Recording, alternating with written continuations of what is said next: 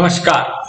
आज हम देखेंगे कर नीति पार्ट 348 और क्विकली एनालाइज करेंगे कि स्मॉल कंपोजिशन टैक्स पेयर्स को क्या बिग इशू आने वाले हैं एनुअल रिटर्न भरते वक्त। तो शुरू करते हैं। जीएसटीआर 4 ये जो एनुअल रिटर्न है ये भरना है फाइनेंशियल ईयर 1920 के लिए सभी कंपोजिशन टैक्स पेयर्स को।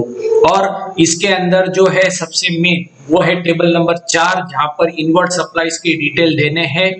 और ये टेबल भरते वक्त बड़ी दिक्कतें उनको आ सकती है क्योंकि यहाँ पर देना है inward supply received from registered suppliers, फिर inward supply received from registered supplier attracting reverse charge, और फिर inward supply received from URD supplier and import of services. फिर टेबल नंबर 5 आता है कि इनवर्ट सप्लाईज के रिलेटेड कोई अमेंडमेंट्स की होगी। टेबल नंबर 4 की वो आगे हमको यहाँ पर देनी है। फिर आते हैं हम टेबल नंबर 6 जो सबसे ज्यादा इंपॉर्टेंट है, टैक्स ऑन आउटवर्ड सप्लाई, जहां पर हमको रेट वाइज बाइफरकेशन देना है जो आउटवर्ड सप्लाई हुआ है उसका सीएसटी में, सीजीएसटी में और एसजीएसटी के अंदर। फिर उसके related amendment table number 7। Table number 8 ये है एडवांसेस का। और फिर आते हैं हम नीचे टीडीएस के सेक्शन के अंदर, अगर कोई गवर्नमेंट कॉन्ट्रैक्टर होगा जो गवर्नमेंट को सप्लाई करता होगा, टीडीएस कट हुआ होगा तो उनका यहाँ पर मिलेगा। फिर tax paid and payable CMP 08 से जो हम क्वार्टरली भर रहे हैं उसके डिटेल देने हैं। इंटरेस्ट लेट फीस का भी डिटेल्स यहाँ पर देने हैं। रिफंड कोई मिला होगा तो वो यहाँ पर हमको मालूमात देनी है। तो ये है हमारा जीएसटीआर 4 जो फाइनेंशियल ईयर 1920 का हमको फिलअप करना है। तो अब देखते हैं कि क्या इशू आने वाले हैं एफएक्यू फॉर्मेट के अंदर, कि ये नए फॉर्म के अंदर क्या आया है। ये नया फॉर्म 1 अप्रैल 2019 से एप्लीकेबल हो रहा है, जीएसटीआर 4 एनुअल रिटर्न जिसको हम कहते हैं। और ये स्मॉल जो कंपोजिशन टैक्स पेयर्स है उनको ये फिलअप करना पड़ता है।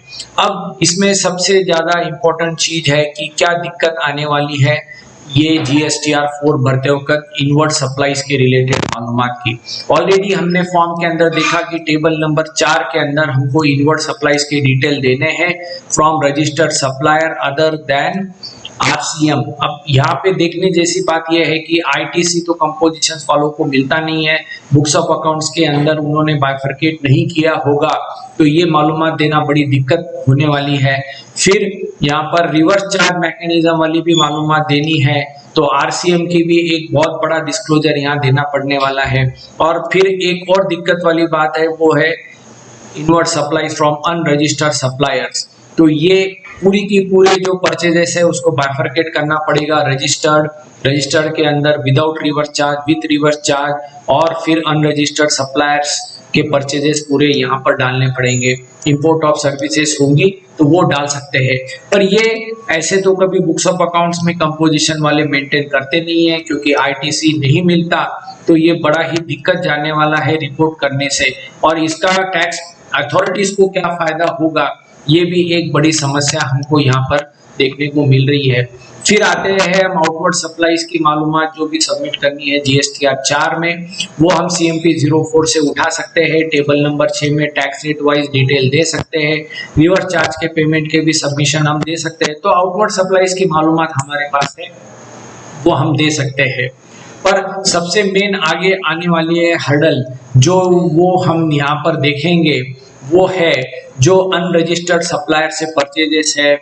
और वो जो कंपोजिशन वालों को ये डिफिकल्ट जाने वाला है रेट वाइज बाइफरकेशन देना, जो भी रजिस्टर्ड डीलर से परचेजेस किए हैं वो मालूमात, तो वो दिक्कत होने वाली है। अब हम देखते हैं कि कंपोजिशन डीलर वालों ने और क्या ध्यान रखना चाहिए। तो कंपोजिशन डीलर वालों को ध्यान ये रखना है कि सीएमपी 08 जो क्वार्टरली फाइल हुए हैं उसका कंपाइलेशन पूरा ठीक से आना चाहिए, बुक्स ऑफ अकाउंट से ये टैली होने चाहिए।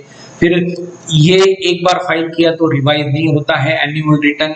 और अभी फिलहाल तो ये ऑनलाइन फैसिलिटी आई है, ऑफलाइन फैसिलिटी टूल भी अभी 1920 के लिए आना बाकी है तो इसके लिए भी वेट करना पड़ेगा। तो एक आखिरी में जब हम पूरा कंक्लूजन के ऊपर आते हैं तो एक सबसे इम्पोर्टेंट पॉइंट यहाँ पर मुझे आपको बताना है कि जीएसटीआर 4 ये जो एनुअल रिटर्न 1920 के लिए हमको फाइल करना है, इसकी 15 जुलाई 2020 डेट थी, जो बढ़ाकर 31 अगस्त 2020 कर दी गई है। और सबसे मेन जो फाइनेंशियल ईयर 17-18 था, 18-19 था, उसके अंदर ये जो टेबल नंबर 4 है इनवर्ट सप्लाईज वाला, ये इन्होंने ऑप्शनल कर दिया था, नॉट एप्लीकेबल कर दिया था। पर अब वैसा कोई छूट हमको 19-20 को दिख नहीं रही है। तो ये अगर हमको देने की अगर बात आती है तो बड़ा ही मुश्किल जाने वाली है ये स्मॉल कंपोजिशन टैक्स पेयर के GSTR 4 भरने के लिए। तो हमारी आशा है कि GST डिपार्टमेंट कोरोना के चलते रिलीफ देगा इनवर्ट सप्लाईज टेबल नंबर 4 भरने की। तो यही एक बात थी जो मुझे आपके सामने डिस्कस करनी थी। तो देखते रहिए कर नीति का यूट्यूब चैनल, और आपके क्वेरीज कुछ है तो इस ईमेल आईडी पे जरूर भेजें, और ये फोन नंबर के ऊपर आप व्हाट्सएप कर सकते हो। ग्रुप अगर ज्वाइन करना है तो GST अपडेट्स के लिए सब्सक्राइब करें यूट्यूब चैनल हमारा कर नीति का। धन्यवाद।